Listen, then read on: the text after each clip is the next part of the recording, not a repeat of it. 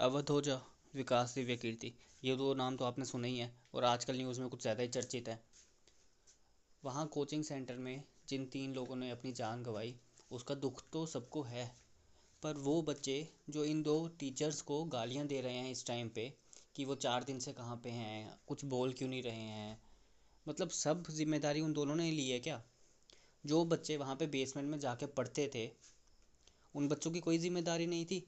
वो civil services की coaching ले रहे हैं, उनको इतनी सी नॉलेज नहीं है कि बेसमेंट में क्लासेस लगाना इलीगल है।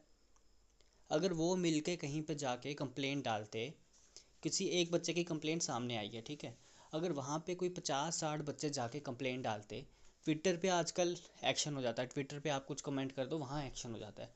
ट्विटर पे जाके कमेंट कर देते, ट्विटर पे जाके ट्वीट डाल देते, कुछ ट्रेंड करवा देते कि कोचिंग सेंटर्स कुछ फैसिलिटी नहीं दे रहे हैं, बेसमेंट्स में क्लासेस चला रहे हैं, बेसमेंट्स में लाइब्रेरीज चला रहे हैं। पर नहीं, किसी बच्चे ने ये कोशिश नहीं की कि हम अपनी प्रॉब्लम्स को आगे लेकर जाएं। और अब जब यहाँ पे ये हादसा हो गया तो सारा ठीकरा फोड़ दो उन 2 टीचर्स पे जिनको सारे बच्चे अभी तक भगवान मानते थे। तो मतलब बच्चों, तुम्हारा कुछ थोड़ा सा भी दीन है, ईमान है? मतलब जहाँ पे तुमको जो चीज़ मिलेगी बोलने के लिए तुम बोल दोगे, दूसरा किस हालत में है, उसका क्या हो रहा है, क्या नहीं हो रहा है ना। अगर वो 2-3 दिन के लिए गायब हो गया तो मतलब सारी गलती उसकी, है ना। तो जो बच्चे वहाँ जा रहे हैं पढ़ने के लिए, उनकी ज़ीरो जिम्मेदारी है। एथिक्स का तो तुमने देख ही लिया यूपीएससी में क्या हो रहा है। सारे फर्जी सर्टिफिकेट लगा के, जो एक्चुअल बच्चे जो बेचारे मेहनत करके पोस्ट ले सकते थे, उनकी पोस्ट नकली फर्जी सर्टिफिकेट्स लगा के खुद को पोजीशन ले लिया, खुद आईएएस आईपीएस बन गए, है ना। वहाँ तुम्हारे एथिक्स सामने नहीं आए। यहाँ पे जब बात आ गई एक सीरियस इशू की, जहाँ पे एक इंसिडेंट हो गया, तो मतलब सारा ठीकरा फोड़ दो उन 2 टीचर्स पे। थोड़ा सा सोच, बच्चों को सोचना चाहिए। और यहाँ पे जो जितने भी प्रोटेस्ट दिखा रहे हैं, है ना, जितने भी प्रोटेस्ट कोचिंग इंस्टीट्यूट्स के बाहर दिखा रहे हैं, सारे बोल रहे हैं मैं उस स्टेट का स्टूडेंट लीडर हूँ। भाई तू लीडर है तो लीडरी यहाँ पे क्यों कर रहा है? बच्चों का इशू है, बच्चों को बोलने दे, तो लीडरी अपने स्टेट में जाके कर। तो क्यों लीडरी दिखा रहा है यहाँ पे? और यही लोग माहौल ख़राब कर रहे हैं।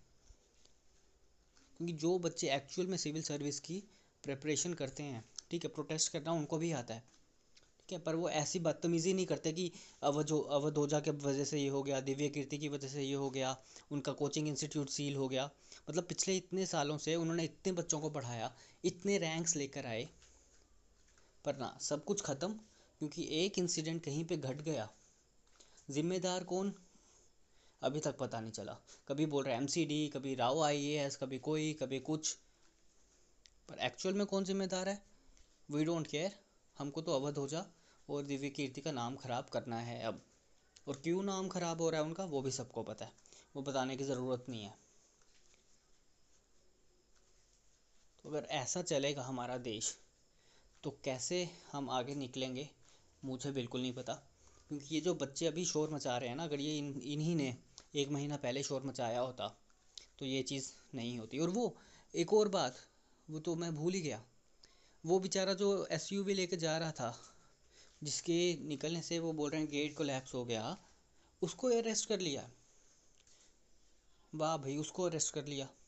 मतलब अब मैं सड़क पे गाड़ी चलाऊंगा, सीधी गाड़ी लेकर जाऊंगा, पानी भर गया सड़क पे, उसमें से गाड़ी निकाल दी मैंने तो मेरी गलती हो गई, है ना। ऑलरेडी उस पर बहुत पुलिस वालों को ट्रोल किया है लोगों ने, क्योंकि उनको पता है क्या बेवकूफ़ी है ये।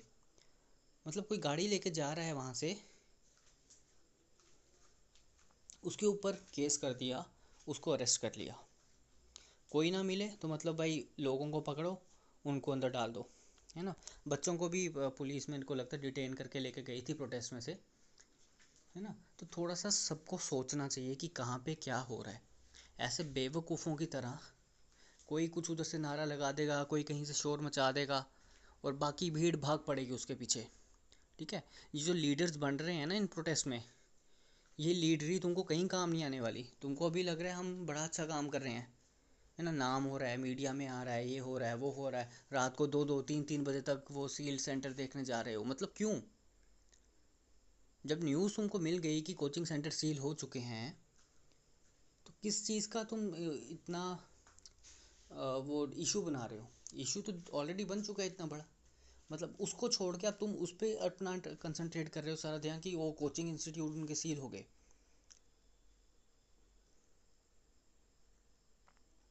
तो थोड़ा सा सबको सोचना चाहिए, ठीक है? उसके बिना काम नहीं चल सकता। एक्शन अगर अभी स्ट्रिक्ट एक्शन ना हो, अभी ही लॉज ना बने, और ऐसे लॉज बने कि दोबारा कोई सोचे ना लॉ तोड़ने के लिए।